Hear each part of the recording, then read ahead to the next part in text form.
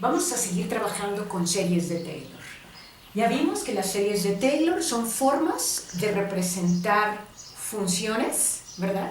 Formas de representar funciones, pero a través de series. ¿Qué cosas importan en la serie de Taylor?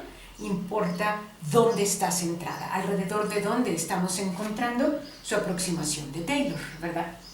Bueno, en estos videos vamos a tratar de construir series de Taylor a partir de otras. Es decir, a veces el proceso de derivar y luego evaluar la derivada en el centro de la serie es un proceso complicado, es un proceso tedioso, ¿no? Entonces vamos a aprovecharnos de unos atajos para poder construir series de Taylor a partir de otras. Una serie de Taylor importante es la serie binomial, que tiene que ver con el binomio de Newton, nada más que la vamos a restringir un poco. Si volteamos para acá, vemos que aquí tengo un binomio, vean lo que estoy tratando de ver aquí. La serie binomial para construir otras series. Entonces, muchachos, les presento la serie binomial. Vamos a suponer que una función es un binomio en donde las características son las siguientes. El primer término es un 1, lo voy a fijar a un 1, podría hacerlo más universal, pero vamos a restringirnos a esto. Vamos a fijar el primer término como 1 y luego vamos a poner una variable en términos de x, que en este caso está pura, limpia y simple, pero puede ser elevada al cuadrado, elevada al cubo o elevada a la 1/2, pero inmediatamente después de un signo más. Y todo el binomio está elevado a una constante, p es una constante. Entonces vamos a suponer que en este problema nos piden que encontremos la serie de Taylor de este binomio y se llama la serie de la binomial y vamos a dejar p como muy generalizada, la vamos a dejar como una constante, ¿ok? Si entendemos cómo se construye esto, después vamos a poder construir otras series de manera mucho más fácil. Centrada alrededor de x igual a 0.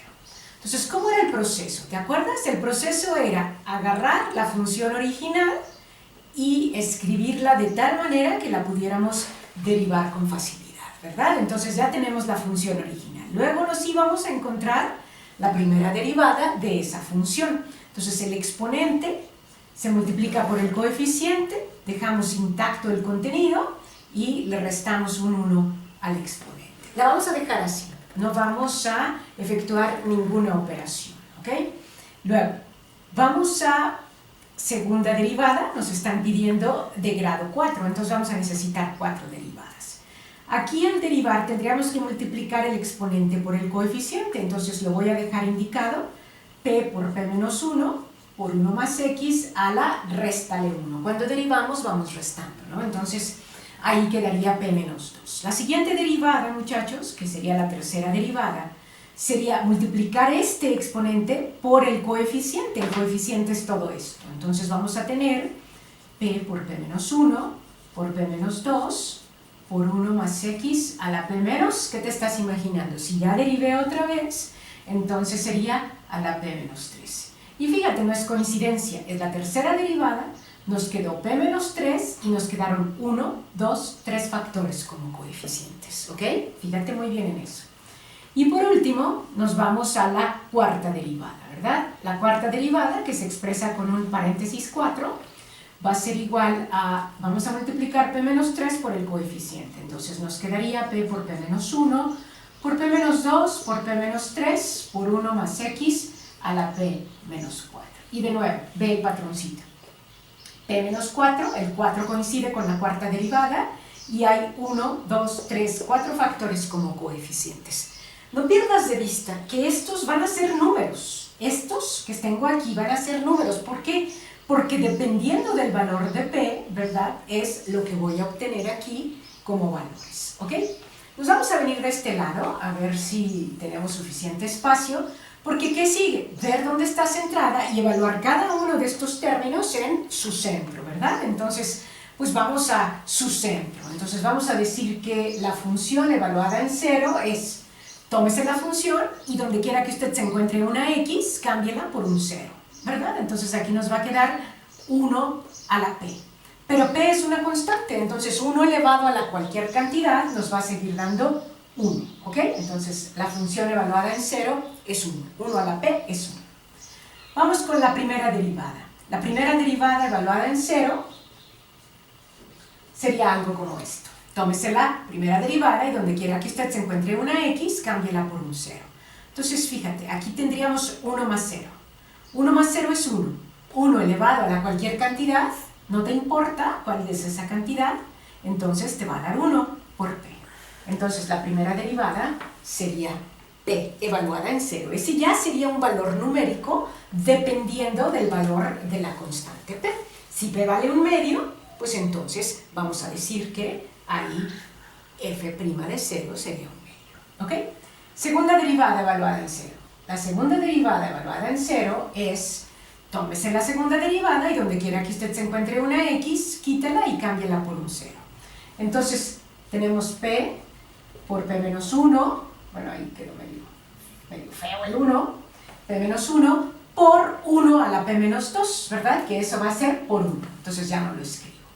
Y así, muchachos, si ya me entendieron, vamos a la tercera derivada evaluada en 0, los únicos que sobreviven son estos cuates, porque este es un 1, más 0 es 1, elevado a la cualquier cantidad, sigue siendo 1. Entonces, fíjate cómo está quedando un patrón perfectamente entendible y, vamos a decir, fácil de seguir, ¿no? La cuarta derivada, entonces, sería 4 factores, ¿verdad? Aquí pongo un 0, entonces me queda 1 a la cualquier cantidad, sigue siendo 1, multiplicada por 4 factores, que son un poco como el factorial, ¿verdad? P por P menos 1, por P menos 2, por P menos 3. Entonces, fíjate, cuarta derivada, 4 factores.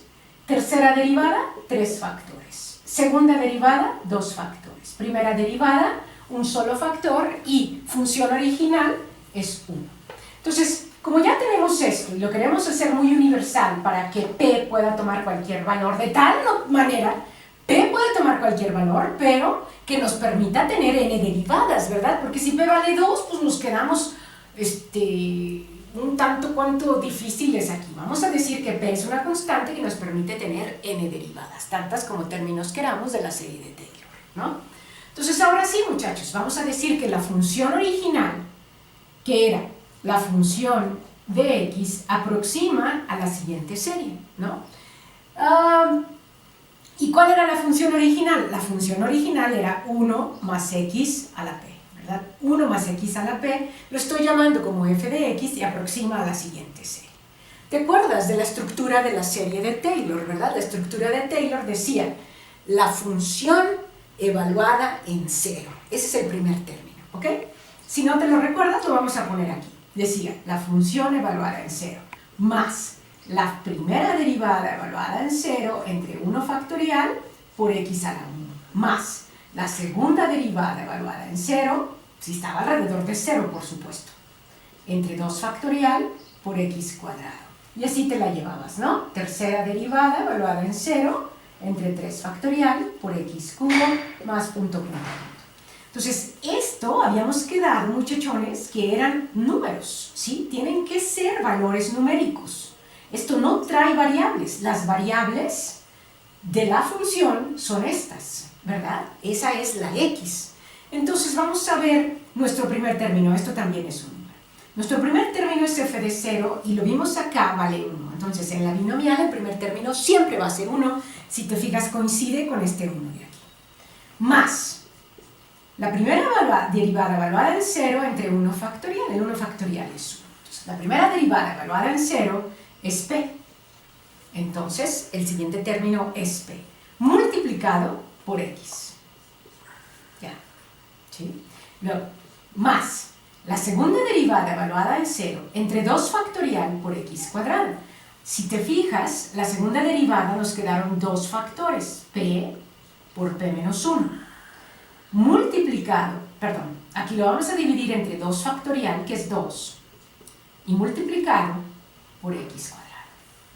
El siguiente término sería p por p menos 1 por p menos 2, 3 factores, dividido entre 3 factorial por x cuadrado. ¿Y cuál crees? Vámonos para allá, que sería el siguiente término. Ya está muy intuitivo, fíjate, va a ser p por p menos 1 por p menos 2 por p menos 3, vamos a tener 3 factores dividido entre 4 factorial. P menos 1 por P menos 2 por P menos 3 dividido entre 1, 2, 3, 4 factores, 4 factorial, x a la cuarta, y así sucesivamente. Entonces, muchachos, aparentemente tú dices, ¿y esto qué chiste tiene? Pues si no me dices cuánto vale P, esto no sirve de nada. Ah, claro que sirve, muchachos, y esto nos va a servir como una estructura, y es lo que vamos a ver enseguidita, de cómo armar cualquier serie de una función que parezca binomio elevado a la cualquier potencia. Vamos a anotarlo. Vamos a suponer que nos preguntan que encontremos la serie de esta función. F de x es igual a 1 entre 1 menos x. Pues ahorita te voy a decir a quién se parece, pero vamos a suponer que no alcanzas a ver nada, estás de principiante y no entiendes cómo la vas a armar con la serie binomial. Fíjate bien, ¿eh? Se parece a la serie binomial, vamos a ver un poquito para acá, para este lado, ¿sí? Fíjate, la serie binomial dice, uno de los términos tiene que ser 1, el otro puede ser una variable x elevada a la cualquier potencia, pero inmediatamente después de un signo más, y p puede tomar cualquier valor. Entonces yo quisiera que ahorita trataras de hacer la relación entre esta función y esta estructura.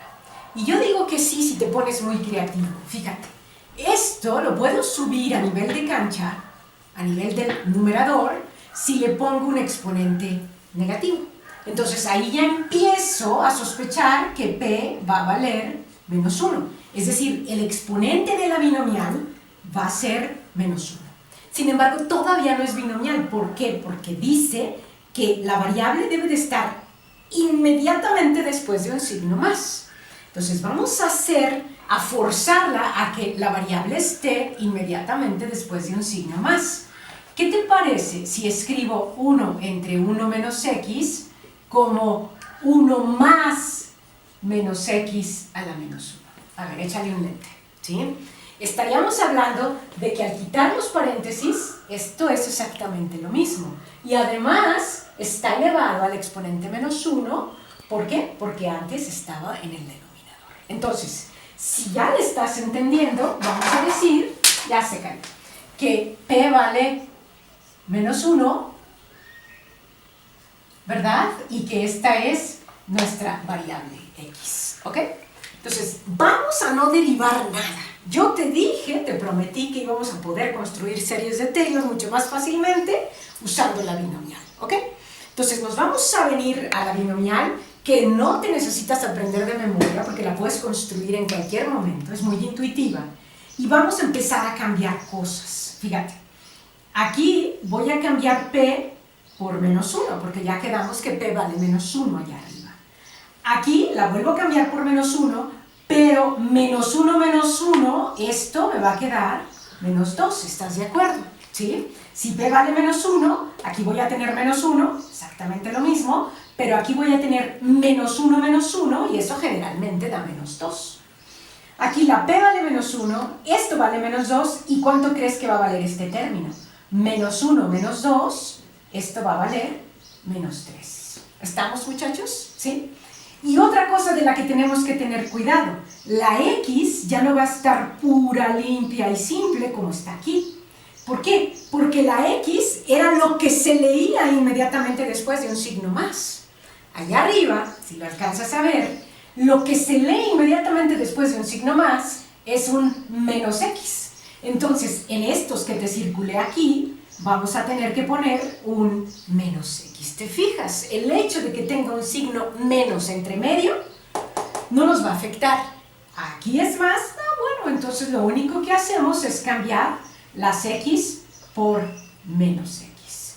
Si ya me estás entendiendo, estamos listos para construir la serie de Taylor de esta cosa sin haber derivado un solo renglón, ¿ok?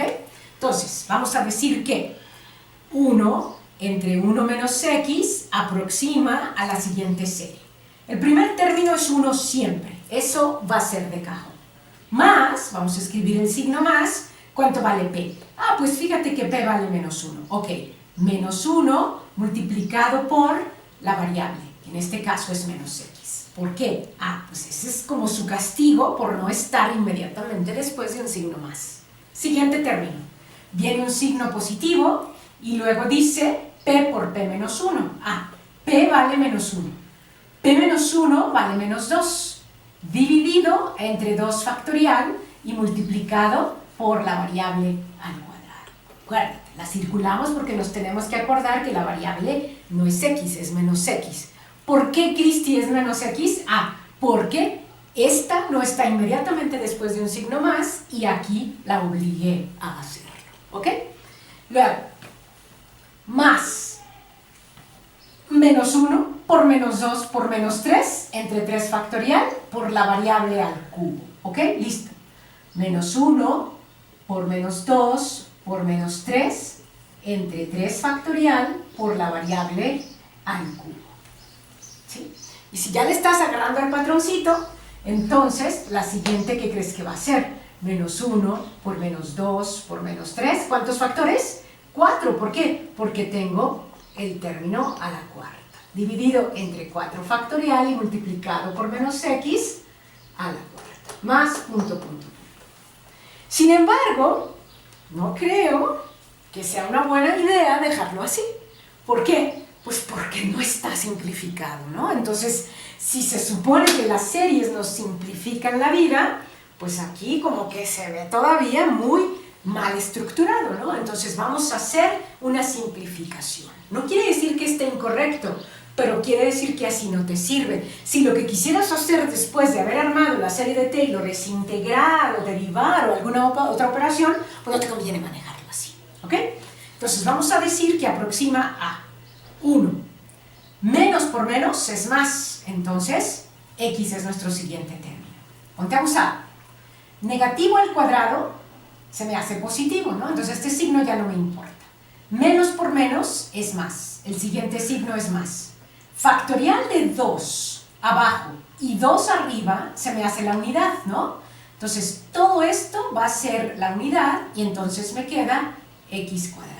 Cristi, ¿y el signo? Ah, menos al cuadrado se hace más, ¿ok? Siguiente término. Ponte a usar.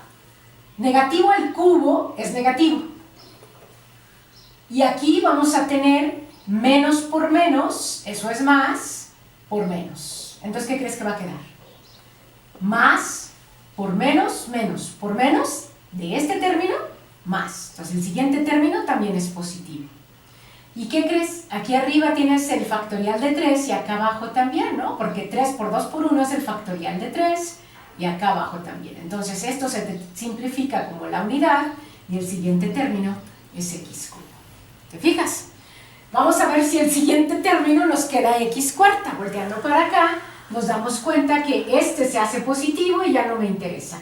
Positivo no pasa nada. Menos por menos se me hace más, menos por menos se me hace más, y al multiplicar todos los positivos te queda positivo.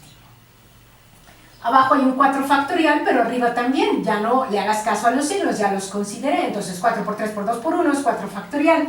Dividido entre 4 factorial también te da la unidad. Entonces el siguiente término es x cuarta y te puedo jurar que el siguiente término es x quinta, x sexta, x séptima. Ese es el resultado de la serie de Taylor de esta función en un grado 4. Se fijan que no derivamos nada, pero lo pudimos encontrar con mucha facilidad.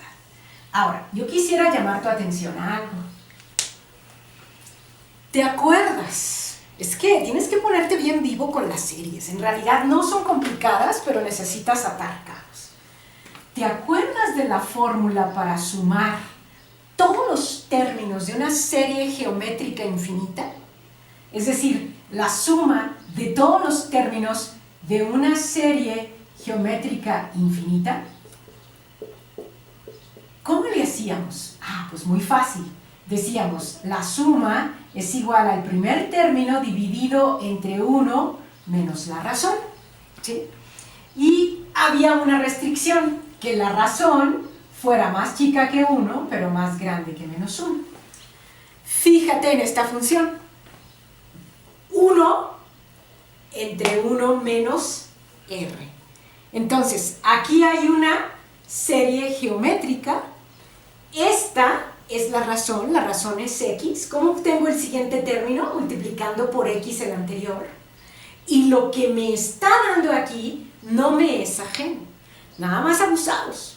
Esta solo funciona si r es más chica que 1. Es decir, aquí solamente se puede decir que se aproxima si x es más chica que 1. Pero hay una relación, muchachos, ¿sí? ¿Qué pasa si yo pongo una r más grande que 1? Por ejemplo, 2. Si r es igual a 2, o sea, x, vamos a calcularlo aquí. 1 entre 1 menos 2 me daría menos 1. ¿Estás de acuerdo? 1 menos 2 es menos 1 y al dividirlo es menos 1.